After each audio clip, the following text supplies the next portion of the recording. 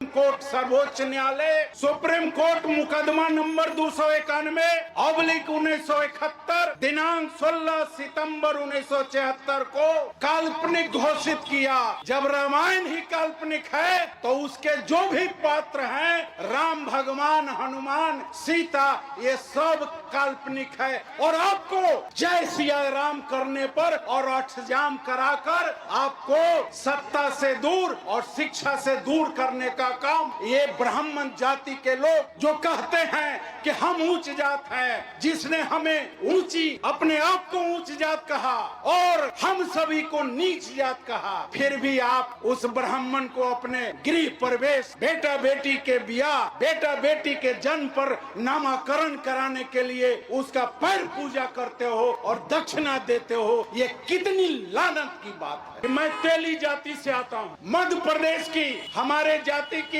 एक महिला, उनको लगा कि कथावाचक करने से, कथा वाचन करने से लाखों लाख कमाई होती है। यामिनी साहू, यूट्यूब पर आप लोग देखा होगा कि यामिनी साहू जब कथा वाचन 222 में कहना शुरू के तो यही ब्राह्मणों के चारों धाम के पीठाधीश ने उसके घर पर चढ़ कर गाली बकने का काम किया। फिर हम हिंदू हैं कहाँ? जय भीम का नाम सुनावे, देवी देवता निकट नहीं आवे। जय भीम, जय संविधान, जय भीम ज्ञान गुण सागर, संविधान लिख कर किया उजागर, बौद्ध दूत अतुलित बलधामा, समता न्याय करे ते ही कामा। जय भीम का नाम सुनावे, देवी देवता निकट नहीं आवे।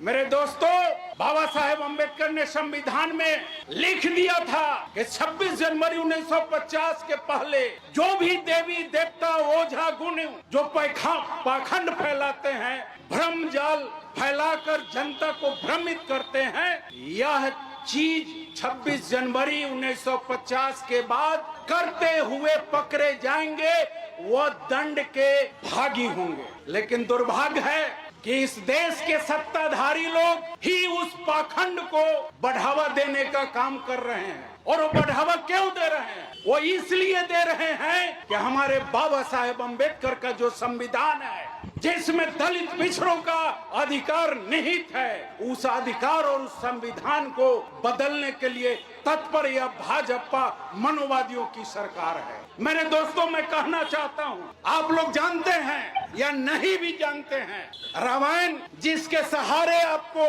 बुर्बक बनाकर वो ठगने का काम करता है, रामायण को भारत का सुप्रीम कोर्ट सर्वोच्च न्यायालय सुप्रीम कोर्ट मुकदमा नंबर 291/1971 दिनांक 16 सितंबर 1976 को काल्पनिक घोषित किया।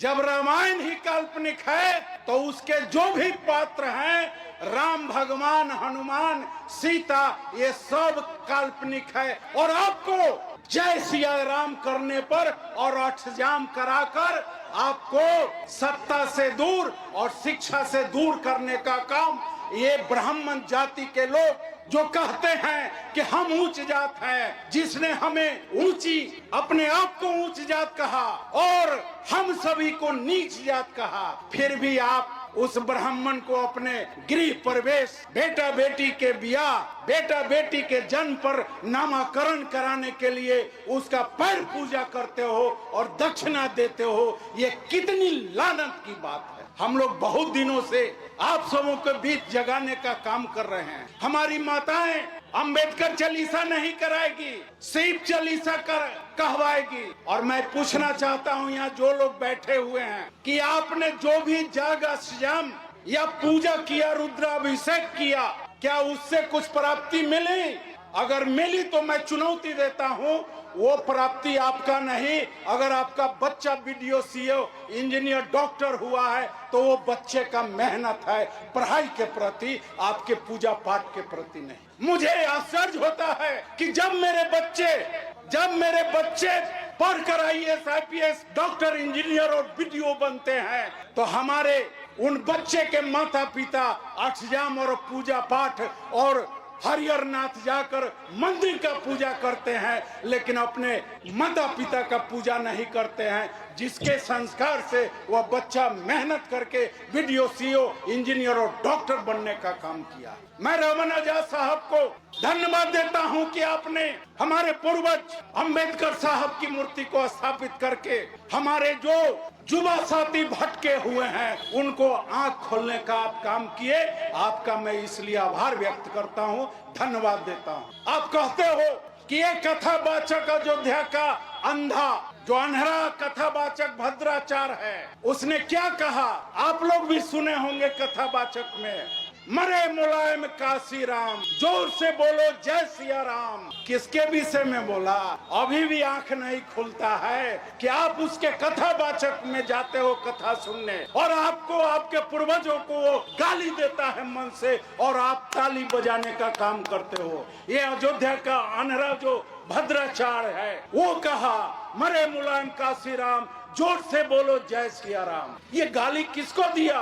काशीराम साहब को दिया, मुलायम सिंह यादव को दिया। टोटल बहुजन ओबीसी, एससी, एसटी को गाली देने का काम ये भगवान के सेवक लोग जो ब्राह्मण जाति में जन्म लिया है वो लोग देने का काम कर रहा है।